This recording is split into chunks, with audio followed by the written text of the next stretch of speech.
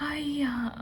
S, ನನ್ನ last video ನೋಡೋರಿಗೆ ಈ video ಅರ್ಥ ಆಗಿರುತ್ತೆ. ಸೊ ಆ ವಿಡಿಯೋ ಲಾಂಗ್ ಆಗುತ್ತೆ ಅಂತ ಕಟ್ ಮಾಡಿದೆ.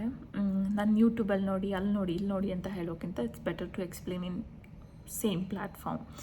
ಸೊ ನನ್ನ ಎಕ್ಸ್ಪೀರಿಯನ್ಸ್ ಹೇಳಿದೆ ಅಲ್ವಾ, ವಿತಿನ್ 10 ಡೇಸಲ್ಲಿ ಸ್ಕ್ಯಾಮ್ ಆಗೋಗಿದ್ದು.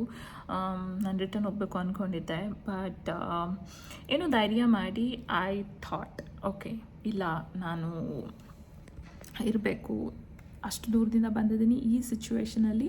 ಸೊ ಇದ್ಬಿಟ್ಟು ಏನೋ ಒಂದು ಮಾಡಬೇಕು. ಕ್ಲೀನರ್ ಕೆಲಸನೋ, ಅಕೌಂಟೆಂಟ್ ಕೆಲಸನೋ, ಅಥವಾ ಅಡ್ಮಿನ್ ಕೆಲಸನೋ, HR ಕೆಲಸನೋ, ವಾಟ್ ಎವರ್ ಇಟ್ ಈಸ್ ಮಾಡಲೇಬೇಕು ಅಂತ ಹಠ ಮಾಡಿ ನನಗೆ ನಾನೇ ಕನ್ವಿನ್ಸ್ ಮಾಡಿಕೊಂಡು so I start job search ಮಾಡೋಕ್ಕೆ. ಆವಾಗಿನ ಥರ ಇವಾಗ ಆನ್ಲೈನ್ ಅಪ್ಲಿಕೇಶನ್ಸ್ ಎಲ್ಲ ತುಂಬ ನಡೀತಿರಲಿಲ್ಲ, ರೆಫರೆನ್ಸಲ್ಲಿ ನಡೆಯೋದು. 5 years back it was a different scenario in a job market.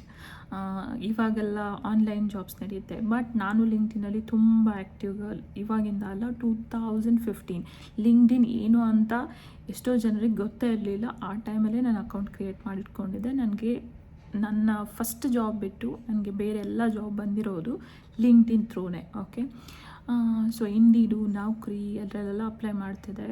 Like but ಸಿಗ್ತಿತ್ತು ನನಗೆ, ಇಂಟರ್ವ್ಯೂಸ್ ಎಲ್ಲ ಬರ್ತಿತ್ತು, ತುಂಬ ಅದರಲ್ಲಿ ಫೇಕ್ ಇರ್ತಾಯಿತ್ತು. ಹಾಗೆ ಮಾಡಿ ನನಗೆ ನವಂಬರಲ್ಲಿ ಒಂದು ಜಾಬ್ ಸಿಕ್ತು. ನಾನು ವೀಸಾ ಎಕ್ಸ್ಪೈರಿ ಆಗಿ ಫೈನಲಾಗಿ ಕಟ್ಟಿದ್ದೀನಿ, ತುಂಬ ಅನುಭವಿಸಿದ್ದೀನಿ. ಅಂದರೆ ಬಂದಿದ್ದು ನಾನು ಆಲ್ಮೋಸ್ಟ್ ವಿಂಟರ್ ಟೈಮಲ್ಲಿ, ಸೊ ನಂಗೆ ಅಷ್ಟೊಂದು ಎಫೆಕ್ಟ್ ಗೊತ್ತಾಗಿಲ್ಲ. ಸೊ ದ ಫಸ್ಟ್ ಜಾಬ್ ನನಗೆ ಸಿಕ್ಕಿತ್ತು ಒಂದು ಕ್ಲಿನಿಕಲ್ ಜಾಯ್ನ್ ಆದೆ. ಅದು ಮಾರ್ಕೆಟಿಂಗ್ ಜಾಬ್. ಹೆಂಗಿತ್ತು ಜಾಬು ಅಂತಂದರೆ, ಪಾಂಪ್ಲೇಟ್ಸ್ ಎಲ್ಲ ಇರುತ್ತಲ್ವ, ಅದೇನೋ ಕಾರ್ಡ್ಸ್ ಎಲ್ಲ ಕೊಡ್ತಾರೆ, ಆಫರ್ ಇರೋದು, ಈ ಟ್ರೀಟ್ಮೆಂಟ್ ಅಂತ. ಅದನ್ನು ಆ ಫ್ಲೈಯರ್ಸ್ನ ತೊಗೊಂಡು ರಶೀದಿಯಾ ಅಂತ ಒಂದು ಏರಿಯಾ ಇದೆ near to airport, international airport. Every single ಹೌಸ್ಗೂ ಹೋಗ್ಬಿಟ್ಟು ಅವ್ರಿಗೆ ಕೊಟ್ಬಿಟ್ಟು ಎಕ್ಸ್ಪ್ಲೇನ್ ಮಾಡಿ ಮತ್ತು ಅವ್ರದ್ದು ಡೇಟಾ ಕಲೆಕ್ಟ್ ಮಾಡೋದು ನನ್ನ ಜಾಬ್ ಆಗಿತ್ತು. ಒಂದು ಬುಕ್ ಹಿಡ್ಕೊಂಡು ಹೋಗ್ತಿದ್ದೆ. ಅದು ತುಂಬ ಸೈಲೆಂಟ್ ಏರಿಯಾ, ಚುಡಾಯಿಸೋರು.